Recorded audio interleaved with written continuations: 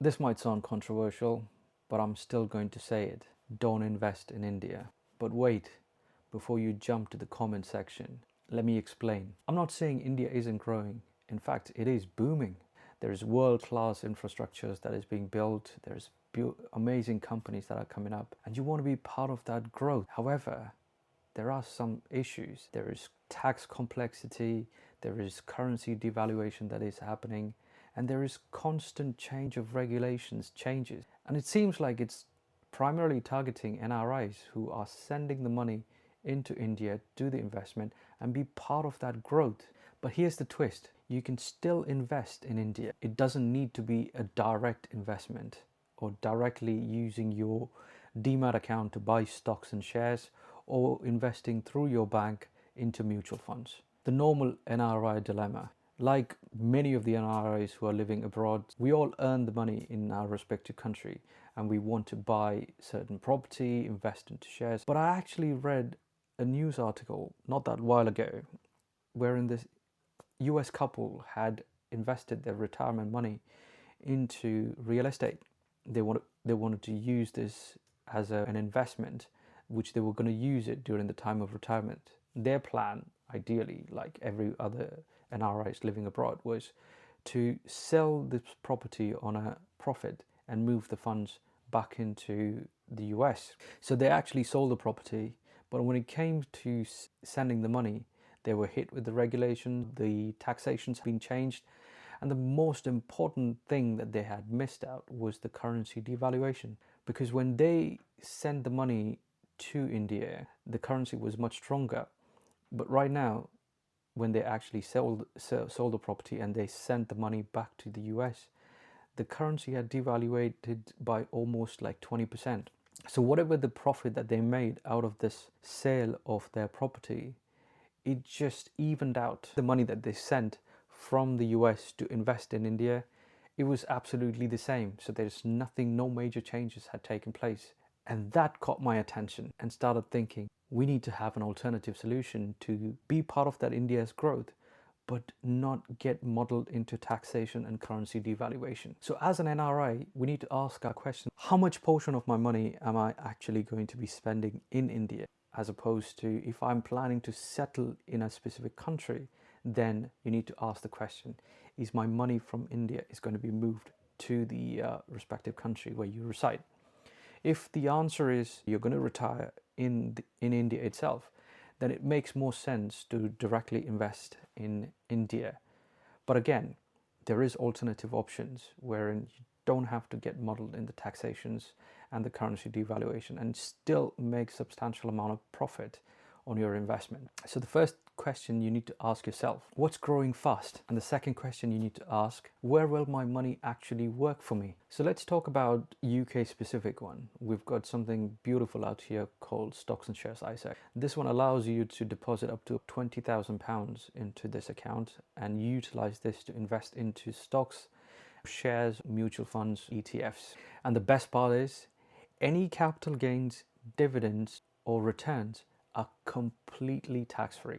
So that means you're not paying a penny towards taxations on any profits that you make. If it is a couple, you and your wife, both of you can have different accounts and invest up to £20,000. If you're living in the US, you can invest into Roth IRA, and you can invest up to $6,500 or $7,500 annually into this specific account, which again is designed exactly the same way like the UK does. So any capital gains or dividends or returns and everything is completely tax-free in that account. How does this benefit? First of all, it is stability. It's easy to invest. There is no major taxation complications that you'll have to keep aware of ever changing in India. And the most important bit, you have a stronger currency. So when it comes to withdrawing your investment, and let's say you want to spend 6 months in India and 6 months in the US, you can take the amount of money that you really need to spend in India, transfer that funds into an NRI account and utilize that money from there to make your purchases or manage your spend whilst you're in India. So instead of sending all your money back home, build your base where you live right now. It gives you stability, it gives you less complicated taxation that you need to worry about. And the most important bit, you've got a stronger currency you can rely on. So you might ask me, what is the best way to invest and be part of India's growth? There is an alternative solution. And there is a fund or an ETF is called iShares MSCI Emerging Market Asia. This particular ETF specifically invests across all the companies in the Asian market. That includes India as well. And I've had a list of companies that I've actually gone through, and it contains companies like Reliance, Infosys, all the top companies like State Bank of India, ICICI, and the companies that are in your large cap portfolio, they're all part of this particular ETF. The best part is you can invest into this particular ETF through your stocks and shares ISA account. I use a specific platform called Trading 212. I've put a link down in the description below if you want to check out.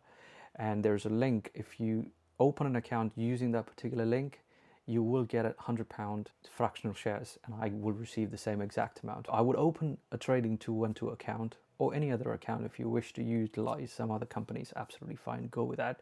And you invest your money through that.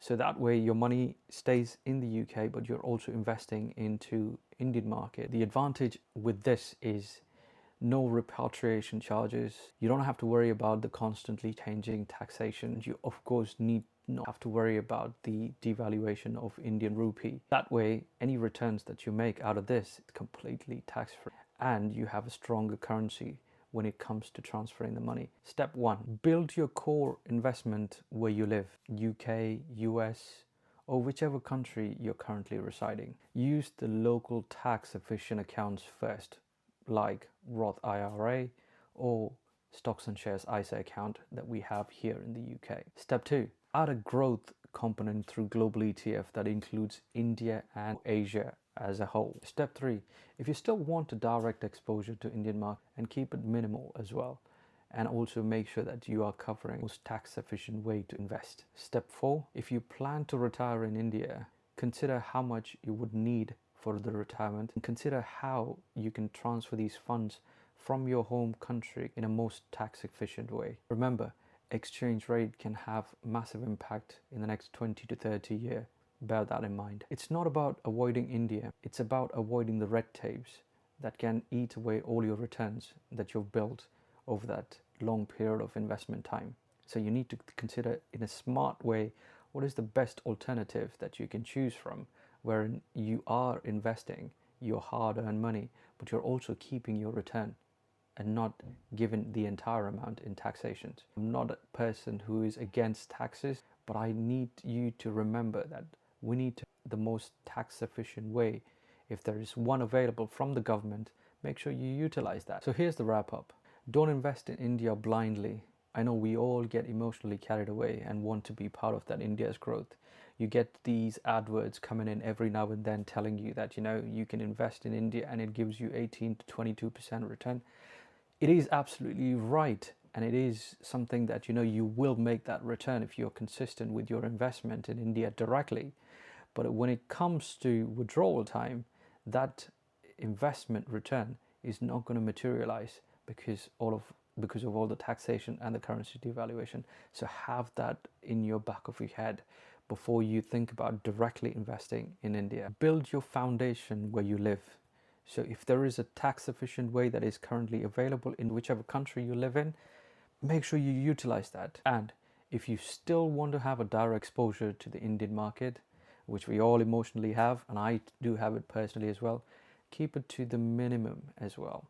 Make sure that, you know, you are not investing heavily into it where all your retirements are completely dependent on it. So keep it simple. And that's how you balance your emotional connection with financial logic. If you found this useful, make sure you click that like button and subscribe.